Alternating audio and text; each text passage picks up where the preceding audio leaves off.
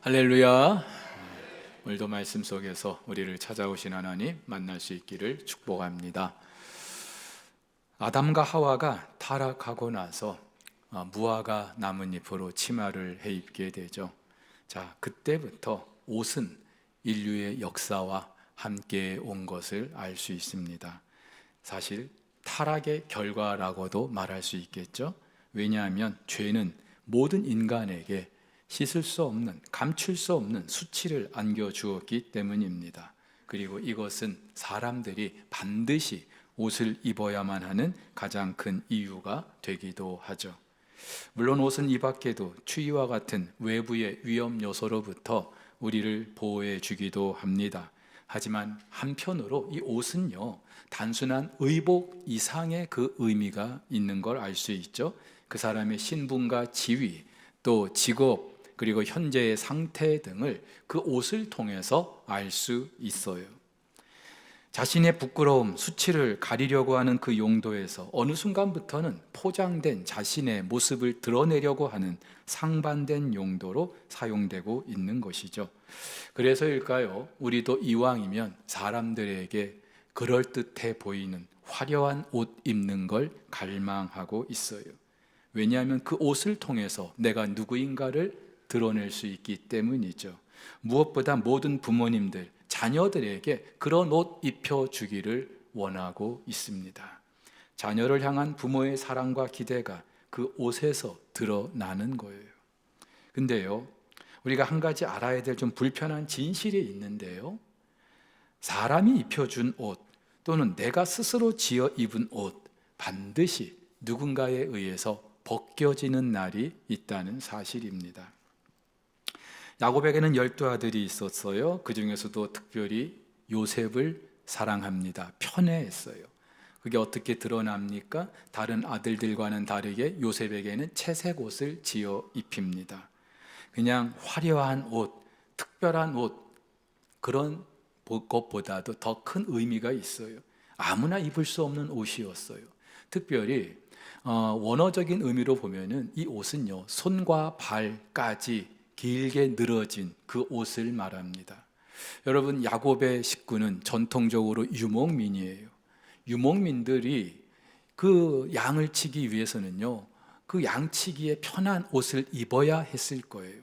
근데 유독 이 아들 요셉에게 채색 옷, 좀 양치는데 불편해 보이는 이런 옷을 입혔다는 건 이 요셉을 향한 아버지 야곱의 기대가 어떠했는지 우리는 단적으로 알 수 있는 것이죠. 꿈 이야기도 한몫합니다. 하지만 결국 이 채색 옷 때문에 형들의 시기를 받게 됩니다. 그리고 결국은 그 채색 옷이 벗겨지고 찢겨지고 이 요셉은 애굽의 노예로 팔리게 되죠. 노예로 팔렸을 때 이 요셉이 무슨 옷을 입었을까요? 옷이나 제대로 입었을까요? 그 전에 채색 옷과는 비교가 되지 않을 거예요. 여러분, 여기서 우리가 알 수 있는 게 있습니다. 누구나 채색 옷 입고 싶어 합니다. 특별히 자녀들에게 그런 옷 입혀주고 싶어 합니다. 하지만 절대로 우리의 기대대로 되지 않는다는 사실이에요. 왜냐하면 반드시 누군가 벗기려고 하는 사람들이 있기 때문이에요. 사실 인생을 좀 사신 분들 알 거예요. 인생이 내 생각대로, 내 뜻대로 되지 않는다는 것. 그래서 때로는 내 자녀들에게 그것을 좀 대신해서 만족해 보려고, 대리 만족해 보려고 자녀들에게 대신 지우려고 할 때도 있어요. 자녀들에게 그런 기대를 가질 때가 있어요. 근데 여러분, 절대로 우리 자녀들, 부모의 기대대로 그렇게 해주지를 못해요. 우리 자녀인 여러분들도 여러분의 부모님 그 기대대로 과연 그렇게 살았습니까? 살고 있습니까? 자, 그런데 우리가 내 기대대로, 내 생각대로 되지 않는다 할지라도 한 가지만 우리가 기억하면 됩니다. 내가 하나님과 동행하고 있는지, 우리 자녀들 하나님과 동행하고 있는지. 그들에게 화려한 채색 옷 입혀주지 못한다 해도 내가 또 우리 자녀들이 하나님과 동행하고 있는지, 이걸 우리가 점검해야 하는 거예요. 요셉은 비록 애굽의 노예로 끌려갔습니다마는 하나님과 동행하는 사람이었습니다. 성경을 보면 하나님이 늘 그와 함께 하셨대요. 그러면서 요셉이 일하고 있는 그 보디발 온 집에 복을 주셨대요. 형통하게 하셨대요. 사랑하는 우리 성도 여러분, 저와 여러분 때문에, 또 우리 자녀들 때문에 우리의 가정이, 교회가, 직장이, 학교가, 이 나라와 민족이 복을 받게 되는 그런 은혜가 있기를 주의 이름으로 축복합니다. 그렇게 되면은 주변의 사람들도 인정해 주겠죠. 보디발이 그랬어요. 요셉을 가만히 보아하니까 하나님이 함께 하시네. 그러면서 그 요셉 때문에 자기의 집이 복을 받네. 그래서 그 요셉을 일개 그 노예들 무리에서 발탁을 하고 가정 총무를 세우게 됩니다. 대단한 일이죠. 물론 그렇다고 노예의 신분을 벗어난 건 아닙니다만은 일개 노예의 신분에서 그 집의 가정 총무가 됐다는 건 또 다른 일이에요. 여러분, 이때 가정 총무로서 요셉은 어떤 옷을 입었을까요? 성경은 기록하고 있질 않아요. 그런데 일개 노예로 끌려왔을 때 입었던 옷과는 분명 차이가 있을 거예요. 물론 그 아버지가 입혀주었던 채색 옷과도 비교가 되지 않을 거예요. 하지만 분명히 이 요셉이 가정 총무의 옷을 입게 됐다는 것, 그 노예 옷에서 한층 발전됐다는 걸 알 수 있겠죠. 그런데요, 보세요. 이 옷마저도 벗기려고 하는 사람들이 있습니다. 보디발의 아내가 요셉을 유혹하죠. 보디발은 바로의 친위대장이었어요. 지금으로 하면은 경호실장 정도 되는 고위 관료죠. 얼마나 공사가 다망하겠습니까? 가정을 제대로 돌볼 수나 있었겠습니까? 그러니 그 아내가 얼마나 불행한 시간을 보냈겠습니까? 보디발의 아내가 요셉을 유혹한 것도 어쩌면 이유가 있어요. 근데 여러분, 한 가지 여쭤볼게요. 유혹받는 게 죄입니까? 한번 대답해 보시죠. 유혹받는 게 죄입니까? 대답을 못 하십니까? 여러분, 유혹받는 건 죄가 될 수 없어요. 유혹받는 환경을 방치해 두는 것은 또 다른 문제이겠지만 우리가 살면서 이런저런 유혹을 받는 것은 그 자체로는 죄가 될 수 없어요. 하지만 그 유혹 우리는 떨쳐 버려야 하죠. 유혹을 깊이 묵상하다 보면 그것이 죄가 되는 거예요. 성경은 말합니다. 욕심이 잉태한 즉 죄를 낳는다고요.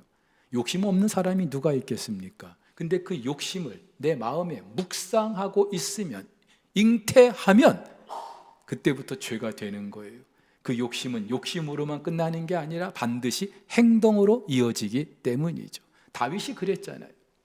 부하들은 전쟁터에 있는데 한가하게 잠을 자고 있어요. 낮잠을 자고 있어요. 그것도 잘못된 거죠. 그런데 그렇게 낮잠에서 깨어가지고 왕궁 옥상을 거닐고 있는데 저 멀리서 예쁜 여인이 목욕을 하고 있는 거예요. 여러분, 다윗이 그 여인을 본 게 죄입니까? 아니에요.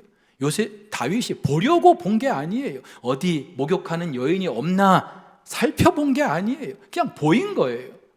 근데 문제는 그 자리를 떠나지 않았다는 것이죠. 그 유혹을 계속 묵상하고 있었던 거예요. 결국 밧세바를 범하고 맙니다.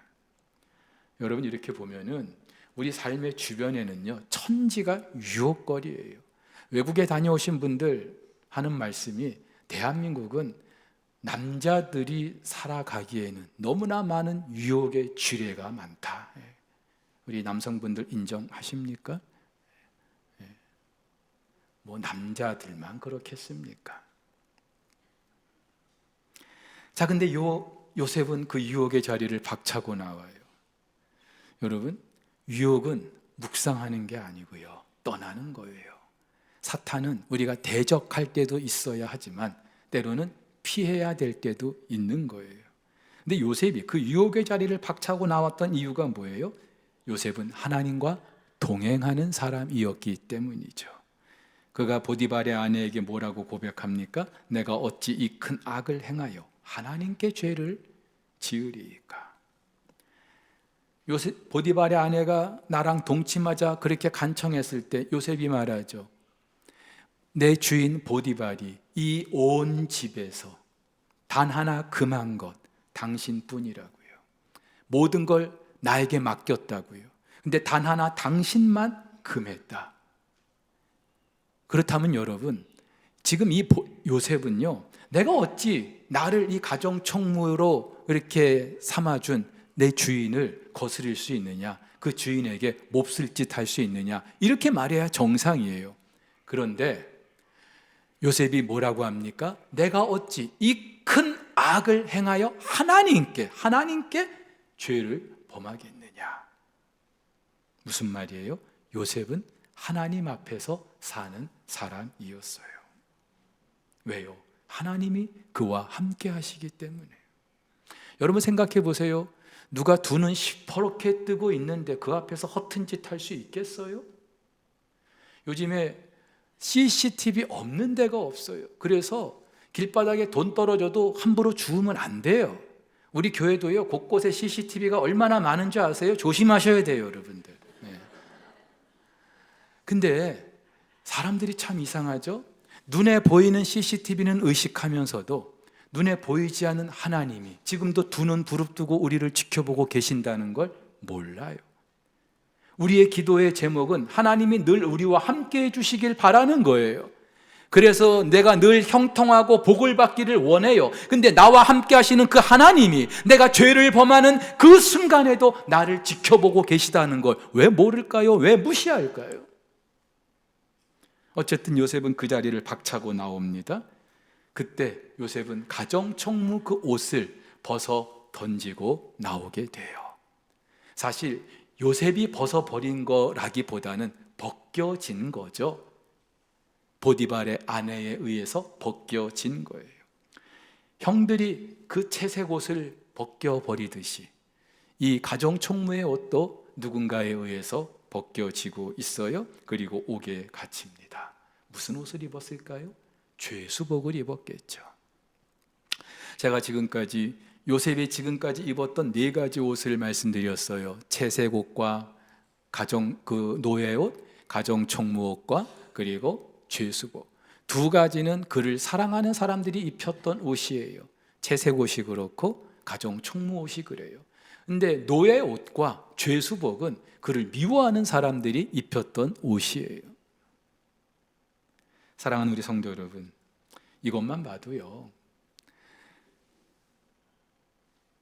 요셉을 사랑하는 사람들은 그에게 최대한 좋은 옷 입히려고 했지만 결국은 어느 순간에 그 옷이 벗겨지는 때가 있었다는 걸 알게 됩니다. 자, 근데 한 가지 이해가 안 되는 게 있어요. 요셉이 죄수복을 입었던 거, 요셉이 무슨 잘못을 했습니까? 만약에 정말로 그 상전의 부인을 욕을 보여서 그렇게 감옥에 들어갔다면 당연하겠죠. 그런데 오히려 하나님과 동행하고 싶어서 하나님의 뜻을 거스르지 않으려고 그래서 그 유혹을 뿌리쳤을 뿐인데 오히려 죄수복을 입게 됐어요. 만약에 이 순간 요셉이 눈을 질끈 감고 그 여인의 청을 받아들였다면 그 가정총무 옷 그냥 입고 있었겠죠. 아니, 그보다 더 좋은 옷을 입을 수도 있었을 거예요. 여러분, 우리가 살면서 항상 딜레마에 빠지는 게 바로 이거예요. 나는 하나님 뜻대로 살려고 애를 쓰는데, 말씀대로 살려고 하는데 왜 내 가정 총무 옷이 벗겨지냐 이 말이에요. 그리고 죄수복이 입혀지냐고요. 이런 아이러니를 우리가 어떻게 설명하면 좋겠습니까? 그래서요, 믿는다고 하면서도 적당히 세상 눈치 보고 사람들이 좋게 여기는 그런 옷 입어보려고 애를 써요. 근데요, 아시잖아요. 그렇게 입은 옷 언젠가는 벗겨지기 마련이에요. 우리 주변을 보세요. 한때는 정말 대단한 권세를 누리고 엄청난 그런 부와 명예를 거머쥔 사람들, 그게 영원하면 참 좋았을 텐데 아니잖아요. 어느 순간 벗겨지잖아요. 아니, 그 옷을 벗기려고 하는 사람들이 얼마나 많아요. 근데 여러분, 사람들이 입혀준 옷은 누군가에 의해서 벗겨지는 날이 있어도 하나님 입혀주시는 옷은 그 누구도 벗길 자가 없는 줄 믿으시기를 바랍니다. 요셉이 그리고 나서 애굽의 총리가 되죠. 오늘 성경을 보니까 세마포 옷을 입었다고 합니다. 총리와 같은 왕족들 또는 귀족들이 입었던 옷이에요. 근데 아마도 요셉은 죽을 때까지, 성경에는 기록되어 있지 않지만 우리가 유추해 볼 때에 죽을 때까지 그 옷을 입었을 것 같아요. 왠지 아세요? 하나님이 입혀준 옷이었기 때문이죠. 사랑하는 우리 성도 여러분, 이것만 봐도요, 사람들이 입혀주는 옷, 그 옷에 우리가 현혹돼서 채색 옷 입히려고 그렇게 애쓸 게 아니라 나도 그렇고 우리 자녀들도 그렇고 하나님과 동행하는 그 삶을 살고자 할 때에 어느 순간 하나님께서 입혀주시는 그 옷 입게 되는 줄 믿으시기를 바랍니다. 자, 그런데요, 이 하나님이 입혀주시는 옷에 몇 가지 특징이 있어요. 오늘 요셉이 입었던 이 세마포, 성경에서는 몇 가지 의미로 사용되고 있는데요. 첫 번째는 왕의 통치권을 상징합니다. 이 세마포는요, 당시 그 애굽에서 주로 이렇게 생산이 되던 옷감이었어요. 우리나라 옛날의 비단처럼 말이죠. 고운 광택도 좋고 질감도 좋고 또 통기도 잘 되고, 그래서 애굽의 그 고위 관리들 또는 권세 있는 사람들, 돈 있는 사람들이 주로 입었던 옷. 반면에 평민들은 이런 옷 꿈도 꾸지 못했어요. 우리도요, 옛날에 일반 평민들은요 그냥 무명 배옷 입었잖아요. 그리고 좀 사는 분들은 모시옷 입기도 하고 비단 입기도 하고 마찬가지였어요. 야곱이 그 요셉에게 입혔던 옷도 학자들은 아마도 세마포 옷이었을 것이다, 그렇게 추정합니다. 그런데요, 사람들이 입혀준 그 옷은 언젠가 벗겨질 날이 있어요. 예수님도 사실은 생전에 그 세마포 옷 얼마든지 입으실 수 있었어요. 당신이 그 옷을 입으실 수도 있었고, 사람들이 예수님에게 그 옷을 입히려고 했어요. 임금 삼으려고 했어요. 근데 예수님께서 그 옷을 마다하시죠. 왜냐하면 그렇게 입은 옷 언젠가는 벗겨진다는 사실 예수님도 너무나 잘 알고 계셨어요. 자, 그런데 예수님이 죽으시고 아리마대 요셉이 그 시체를 어디에 싸요? 세마포에 쌌다고 합니다. 이것은 그냥 문자적으로만 예수님이 세마포 옷을 입었다는 거죠. 하나님께서 그 예수님에게 정말로 당신이 예비하신 옷을 입혀주셔요. 그래서 바울은 이렇게 말합니다. 이러므로 하나님이 그를 지극히 높여 모든 이름 위에 뛰어난 이름을 주사 하늘에 있는 자들과 땅에 있는 자들과 땅 아래에 있는 자들로 모든 무릎을 예수의 이름에 꿇게 하시고 모든 입으로 예수 그리스도를 주라 시인하여 하나님 아버지께 영광을 돌리게 하셨느니라. 아멘. 오늘 요셉이 보세요, 바로가 자기의 인장 반지까지 빼가지고 요셉의 손에 끼워줍니다. 이제부터 내 명령 없이는 이 애굽 온 땅에 수족을 놀릴 자가 없을 것이다. 왕이라는 말이에요. 바로 자기도 왕이지만 왕의 버금가는 그런 권세를 지금 이 요셉에게 주고 있는 거예요.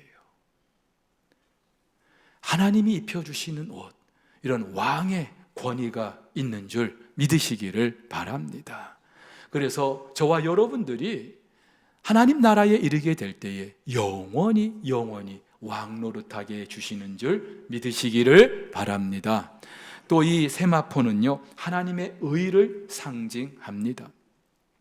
구약 성막에 보면은 지성소와 성소를 가리는 그 휘장, 그리고 또 그 성소에서 제사를 수종들던 제사장들이 입었던 옷이 세마포로 된 것이었어요. 왜 하나님께서는 그들에게 세마포 옷을 입히셨을까요? 성전은 거룩한 하나님의 집이기 때문에, 하나님 앞에 나아가는 모든 자들이 거룩, 성결해야 하기 때문에. 근데 여러분, 정말로 요셉의, 그 아론의 아들들이 거룩했을까요? 아론은 물론이고 아무리 대제사장의 아들들이라고 하지만 그들이 과연 하나님 앞에 나아갈 정도로 거룩했을까요? 아닐 거예요. 그런데 하나님께서는 그들을 그렇게 인정해 주신 거예요. 그러면서 그 옷을 입게 하시는 것이죠. 그들은 거룩하지 않아요. 죄와 허물이 가득한 사람들이에요. 그런데 우리 하나님께서는 그 세마포 옷을 통해서 그들의 죄와 허물을 가려 주시는 거예요. 사랑하는 우리 성도 여러분, 저 역시도요, 간혹 성례식을 거행할 때, 세례를 베풀거나 성찬을 거행할 때 가운을 입어요. 근데 제 가운 속에 무슨 옷을 입었는지 여러분 다 아시겠어요? 모르잖아요. 마찬가지로 죄와 허물로 얼룩진 우리들을 우리 하나님께서 그 고운 세마포 옷으로 가려주시는 거예요. 당연히 그 세마포 옷은요, 우리의 죄와 허물을 대신하여 십자가에서 죽으시는 예수 그리스도의 보혈을 상징하는 거예요. 요셉이 세마포 옷을 입었다는 것, 지난날에 그의 모든 상처, 아픔, 그리고 모든 억울한 옥살이, 이 모든 것에 대해서 요셉에게는 허물이 없다는 사실을 우리 하나님이 직접 인정해 주시는 거죠. 여러분, 내가 아무리 옳다고 해도 한번 그 허물이 들춰지면 감당할 수가 없어요. 아담과 하와를 보세요. 그들이 죄를 범하고 무화과 나뭇잎으로 치마를 해 입었지만 얼마 못 갔어요. 그것으로 자신들의 부끄러움을 감출 수가 없는 거예요. 그때 하나님이 가죽옷을 지어 입히시죠. 가죽옷을 입히셨다는 건 무언가 죽었다는 거예요. 앞으로 하나님께서 이런 방법으로 죄를 사해 주실 것을 지금 미리 보여주시는 거예요. 사랑하는 우리 성도 여러분, 우리의 의지로는, 우리의 그 노력으로는 절대로 우리의 허물을 가릴 수가 없어요. 그래서 선지자는 이렇게 말합니다. 그 짠 것으로는 옷을 이룰 수 없을 것이요, 그 행위로는 자기를 가려울 수 없을 것이며 그 행위는 죄악의 행위라고요. 여러분, 인간의 그 무엇으로도 우리의 허물을 가릴 수가 없어요. 그런데 하나님이 가려주시면 돼요. 구약 그 성막의 지성소 안에 보면은요, 법궤가 놓여져 있습니다. 근데 이 법궤는 그 위에 두 그룹 천사가 날개를 이렇게 서로 마주하고 있어요. 자, 그림에서 보시듯이 그 날개 밑에 그리고 법궤 위에 이 공간을 일컬어서 일명 속죄소라고 합니다. 히브리어로 카포레트라고 하는 덮다라는 그런 의미가 있어요. 무엇을 덮었는가요? 저 법궤 안에 뭐가 들었습니까? 여러분 아시는 것처럼 십계명 두 돌판이 들었어요. 그리고 만나 항아리가 들었어요. 그리고 아론의 쌍난 지팡이가 들었어요. 이 세 가지가 의미하는 것, 이 시간 제가 구구절절 다 설명은 못 드려도 이스라엘 백성들이 얼마나 패역하고 얼마나 허물이 많은지 그걸 상징하는 것들이에요. 근데 그 모든 것들을 우리 하나님이 가려주시는 거예요. 그래서 대제사장들로 하여금 어린 양의 피를 바로 이곳에 뿌리게, 그 속죄소에 뿌리게 하신 거예요. 뭘 암시하는 거예요? 우리의 모든 죄와 허물, 예수 그리스도의 그 보혈로 감춰지고 가려지고 하나님께서 더 이상 보지 않으시겠다는 하나님의 의지를 나타내시는 거예요. 사랑하는 우리 성도 여러분, 하나님께서는 예수 그리스도의 그 십자가 보혈로 우리에게 의의 옷을 입혀 주신 줄 믿습니다. 이 옷은 그 누구도 벗길 자가 없어요. 그래서 로마서 8장에서 바울이 뭐라고 합니까? 그 무엇도 그 누구도 우리를 향한 하나님의 그 사랑에서 끊을 자가 없다고요. 오늘 요셉이 입었던 이 세마포 옷은 그의 모든 과거의 억울함과 허물을 덮어주시는 하나님의 의를 상징하고 있고요, 또 장차 만유의 주가 되셔서 왕노릇 하시는 예수 그리스도의 그 영광을 미리 보여주고 있는 거예요. 무엇보다도 요한계시록에 보면은 하나님께서 이 세상을 심판하실 때 큰 성 바벨론에서 상인들과 부자들이 사고 팔았던 세마포가 언급되고 있습니다. 부자들이, 상인들이 이 값비싼 세마포를 사고 팔고 입고 천하를 호령하는 그런 권세를 누리고 있었어요. 근데 하나님께서 한순간 그들의 세력을 멸하시죠. 이렇게 말합니다. 화이또다, 화이또다. 큰 성이요, 세마포 옷과 자주 옷과 붉은 옷을 입고 금과 보석과 진주로 꾸민 것인데 그러한 부가 한 시간에 망하였도다. 일장춘몽이라는 거예요. 사랑하는 우리 성도 여러분, 성경이 우리에게 분명히 말하고 있는 장차 있을 일을 이미 과거에 이루어진 것처럼 우리에게 보여주고 있어요. 그런데도 여전히 사람들이 부러워할 만한, 사람들에게 인정받을 만한 그런 화려한 채색 옷 취해 계십니까? 그런 옷 입으려고 하십니까? 물론 우리는 그 채색 옷 감당할 수가 없어요. 그러나 둘째 아들이 자기의 지은 모든 죄를 아버지 앞에 나와서 솔직히 고백하고, 저요 탕자입니다. 품꾼의 하나로 써주셔도 저는 너무나도 과분합니다. 그렇게 얘기했지만 그 아버지는요, 그 아들을 어떻게 받아들입니까? 여전히 아들로 받아들이는 거예요. 그 손에 가락지를 끼워줍니다. 종들은 신을 수도 없었던 신을 신겨줍니다. 아들로 인정해 준다는 거죠. 그리고요, 제일 좋은 옷을 입혀줍니다. 사랑하는 우리 성도 여러분, 저와 여러분들의 그 어떤 허물, 과거의 상처, 아픔이 있다 할지라도 우리 주님 그 보혈로 입게 된 그 의의 옷, 그 옷을 통하여 저와 여러분들은 영원히 우리 하나님 앞에 받아들여지게 되는 줄 믿으시기를 바랍니다. 마지막으로 이 세마포는요, 성도들의 옳은 행실을 상징하고 있어요. 성경이 이렇게 말해요. 그에게 빛나고 깨끗한 세마포 옷을 입도록 허락하셨으니 이 세마포 옷은 성도들의 옳은 행실이로다. 유대인들의 결혼식은 두 번에 걸쳐서 진행됩니다. 먼저는 신부의 집에서 약혼식을 해요. 일명 정혼이라고 합니다. 이때 신랑은 그 신부될 사람에게 결혼 지참금을 약속하게 돼요. 그리고 이제 떠나요. 그 기간에 신랑은 신부와 함께 살 집을 준비합니다. 그리고 결혼 지참금을 준비하게 되죠. 신랑의 아버지가 그 아들을 보고 그 색시를 데려와도 될 만한 준비가 됐다고 판단이 되면은, 아들아, 이제 네 색시 데리고 오거라, 그렇게 이야기를 하는 거예요. 예수님께서 그 날과 그 시는 오직 아버지만 아신다는 게 바로 이런 의미예요. 자, 그러면 이 신랑은 이제 색시를 데리러 가는 거예요. 여러분, 이 기간에 신랑이 했던 일은 살 집을 준비하고 결혼 지참금을 준비하는 거였어요. 그럼 신부가 할 일은 뭐겠어요? 나를 데리러 올 그 신랑을 위해서, 그리고 그 신랑과 함께 살 날들을 준비하는 거예요. 이제까지 살아왔던 친정 아버지 집의 모든 가풍과 모든 가치관을 하나씩 하나씩 정리하고, 이제 내가 들어가 살게 될 그 신랑의 가풍, 신랑 집의 그 가치관을 하나씩 하나씩 익히면서 사는 거예요. 여러분, 이것은 오늘 우리 그리스도인들에게도 그대로 적용이 되는 거예요. 요한복음에서 예수님은요, 제자들을 떠나시면서 뭐라고 말씀하셔요? 내가 너희를 떠나지만 염려하지 말아라. 내가 너희를 위하여 살 집을 예비하러 간다. 그리고 내 아버지 집에는 거처할 곳이 너무나 많다. 그리고 다시 올 것을 약속하시죠. 예수님이 다시 오시는 그날 우리는 하늘 보좌에서 영광스러운 그 어린 양의 혼인잔치에 우리가 신부로 서게 되는 줄 믿으시기를 바랍니다.